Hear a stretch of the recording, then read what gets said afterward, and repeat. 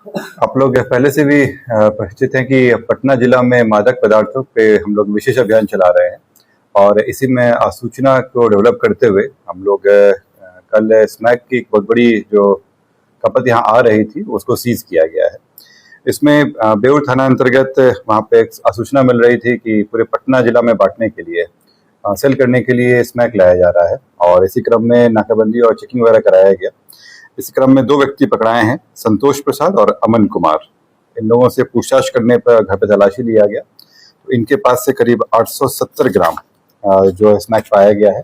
इसमें जो हीरोइन भी है, इसमें मिलाने का सामान सब सब इंक्लूडेड है इसमें। इसके पास में जो केमिकल वगैरह रहते थे वो भी मिला है। ये जो हीरोइन थे, जो हाई क्वालिटी का हीरोइन होता है, उसको लेकर आते थे और उसमें अन्य सामग्री मिलाकर यहाँ पे अन्य लोगों को बेचते थे। जहाँ से लाते थे उनके बारे में जानकारी हम लोगों को मिली है और अन्य लोगों को जिनको बेचते थे उसकी भी जानकारी हम लोग को मिल गई है। ये जो स्मैक है इसका बाजार में कीमत करीब 45 लाख के आसपास है और इसमें जो इस पूरे सप्लाई चेन में अन्य जो लोग हैं उन पे हम लोग कार्रवाई कर रहे हैं। हम लोग जल्दी उम्मीद है कि और भी बड़ी खपत इसमें हम लोग करेंगे। ये रॉ मटेरियल था और रॉ मटेरियल्स को ये लोग डेवलप करके कुछ चीजें ऐड करके इसको ये लोग बेचते थे। कहाँ से लाया था और किन किन लोगों को अभी तक दिया करते थे? ये दिनों से ये कर रहे हैं? ये पूरे सप्लाई का जो चेन है, जो ये लाने का और जहाँ पे बेचने का, ये सारे डिटेल्स हम लोग को मिल गया है। क्योंकि अभी उस पर कार्रवाई चल रही है इसलिए अभी नाम यहाँ पे खोलना उचित नहीं रहेगा और हम लोग को उम्मीद है कि इसके सोर्स भी और जहाँ पे नीचे बेचते थे उस पर भी आगे कार्रवाई रहेगी। कितने दिनों से चल रहा है? ये हम लोग जानकारी हिसाब से करीब 2-2.5 महीने से चल रहा था, लेकिन जो ट्रांजेक्शन वगैरह आए हैं उससे लग रहा है कि 6-7 महीने से चल रहा है। इसका संपत्ति भी जांच किया जाएगा निश्चित रूप से, जैसे आप लोग अवगत भी हैं कि ये जो ड्रग्स से जो संपत्ति बनाए हैं उस पूरी जांच करके संपत्ति जब्त करने की हम लोग कार्रवाई करेंगे। बड़े कारोबारी भी क्या शामिल है सर इसमें, क्योंकि सूखा नशा का कारोबार जिस तरह का आप अमाउंट देख रहे हैं इससे स्पष्ट है और जिस तरह की जो कीमत है इसमें स्पष्ट है कि कई लोगों का इसमें पैसा लगा हुआ है और जिसकी जानकारी भी हम लोग को मिली है। तो हम लोग दोनों तरीके से काम करेंगे, ये जो सप्लाई नेटवर्क है वो भी और जो फाइनेंशियल ट्रेल है उस पर भी हम लोग काम करते हुए जिन लोगों का भी पैसा इसमें लगा है और जिन लोगों ने भी संपत्तियां बनाई है उन सबको उसी जगह पहुंचाया। बताया सर कितने लोगों को सप्लाई ये करते थे पटना में? हाँ, ये बताया कि पटना में 4 मेन जगहों पे सप्लाई करते थे और उसके थ्रू ये डिस्ट्रीब्यूट होता था। इनका मेजर टारगेट होता था कंकड़बाग और सिटी एरिया था और लाके इस एरिया में बेचते थे। सुन लिया आपने। नमस्कार। और भी कुछ सुनना बाकी है। जिस बात को हम कई महीने से कह रहे हैं, आज उस बात को प्रशासन में बैठे लोग स्वीकार कर लिए ना। हो रहा है ना बिहार में शराब के साथ साथ ड्रग्स की तस्करी। क्या बिहार को उड़ता बिहार बनाना है? ड्रग्स, इसको लेकर हमने कई बार कहा है कि ड्रग्स वो नशा है, अगर डॉक्टर के पास आप जाएंगे ना, डॉक्टर भी यही कहते हैं कि भाई अगर इसे ड्रग्स की लत लगी है तो अचानक से बंद नहीं करना है, उसको मिलना चाहिए डोज, वरना वो पागल हो जाएगा, कुछ भी कर सकता है। अब इतना खतरनाक नशा अगर बिहार में अभी शुरुआत है और अभी अगर लगाम नहीं लगता है तो आने वाले टाइम में बिहार की स्थिति जो होगी वो तो होगी, लेकिन इस काम में जो लगे हुए हैं, इसको बढ़ावा देने में उन लोगों को कभी बख्शा नहीं जाएगा। और कौन लोग हैं? चंद मुनाफे के लिए, चंद कमीशन के लिए कुछ पुलिस वाले, कुछ नेता जो प्रोटेक्शन देते हैं, यहां तक कि अगर वो पकड़ा भी जाए किसी ईमानदार पुलिस वाले के हाथों तो वो प्रेशर डालकर, फोन करके प्रेशर डाल के सिफारिश करता है। ऐसे लोग बहुत बड़े दोषी हैं। देखिए, बिहार अभी तक जो स्थिति है, अभी कुछ नहीं बिगड़ा है। तो बिहार को अगर सुधारना है, मतलब रोकना है, तो शराबबंदी पे विचार करने की जरूरत है और शराबबंदी पे विचार करने, लगाम लगाने और शराबबंदी पे ध्यान देने से पहले ड्रग्स पे ध्यान देने की जरूरत है। आज आप गांव-गांव में जाकर देखिए, ऐसे बच्चे जिसके ऊपर आपको यकीन नहीं होगा कि ये नशा करता है, ऐसे नशा के लत में लोग पड़ रहे हैं, बच्चे।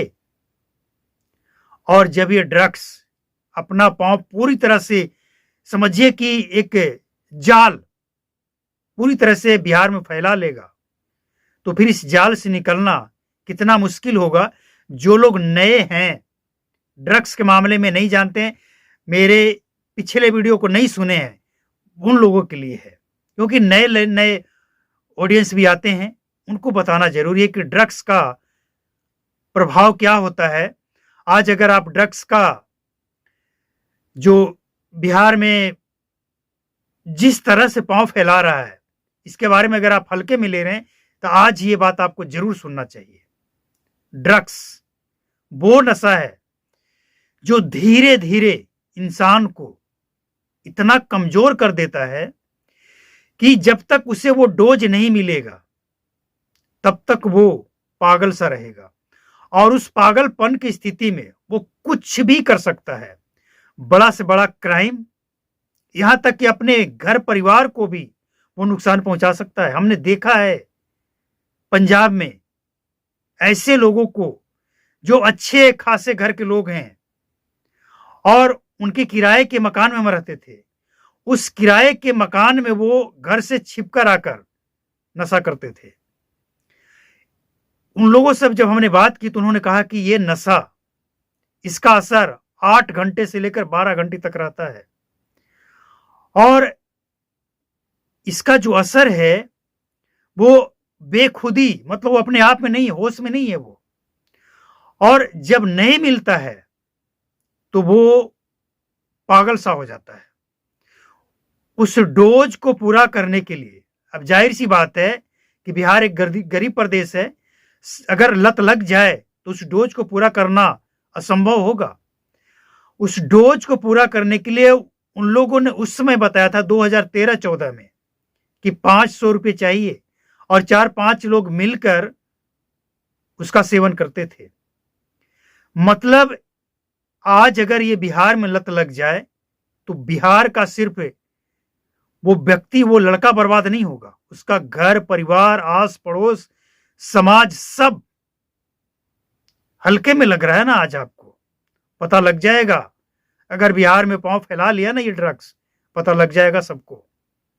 आज इस पर लगाम लगाने की जरूरत है, और हम तो प्रशासन से पहले बिहार के जनता के माता पिता से कहेंगे कि आप अपने बच्चों पे नजर रखिए, वो कहां जाता है, क्या खाता है, क्या पीता है। कुछ अजीब हरकत अगर करता है तो समझ लीजिए कुछ तो मामला गड़बड़ है। डॉक्टर कहते हैं कि शरीर के अंदर, दिमाग के पास कोई नस है, उसे नशे का डोज चाहिए, और जब नहीं मिलता है तो वो किसी भी काम में ध्यान नहीं लगने देता है, वो भटकाएगा, और जब उसे नशा मिल जाएगा वो शांत हो जाएगा। मतलब नौजवानों को अगर बचाना है तो आज अभी से बिहार में ये जो ड्रग्स का कारोबार फैल रहा है, जो इन्होंने कहा, और हमने देखा है 10-10 करोड़ का ड्रग्स, इंटरनेशनल रैकेट बिहार में, पाकिस्तान नेपाल के रास्ते। अभी कुछ दिन पहले 10 लाख का ड्रग्स, बाद में जब पता लगा कि ये आया कहां से है तो नेपाल से। बिहार को बर्बाद करने के लिए पर्याप्त है। अब आप यह भी सोच रहे होंगे कि लत लगता कैसे है। स्टार्टिंग में कुछ लोग नौजवानों को, लड़कों को, लड़कियों को कैसे फंसाते हैं, दोस्ती करते हैं, मीठी मीठी बातें करते हैं, इसके बाद किसी चीज में मिलाकर, मतलब इस तरह से लत लगाया जाता है कि किसी को शक ना हो। धीरे धीरे वो चंगुल में फंसता जाता है, और एक बार जब फंस जाए तो फिर वही लड़का, वही लड़की कहेगी कि हमें वो चाहिए जो तुमने उस दिन दिया था। फिर वो कहेगा नहीं, इसके लिए पैसे लगते हैं, हमेशा फ्री नहीं मिलता है। अब पैसे लगते तो 1 बार 2 बार 10 दिन 20 दिन वो पैसे लाकर देगा, लेकिन हमेशा कहां से लाएगा? बिहार जैसे प्रदेश में कहां से पूर्ति होगा? फिर उससे पैसा वसूल करेगा और इसके बाद देगा।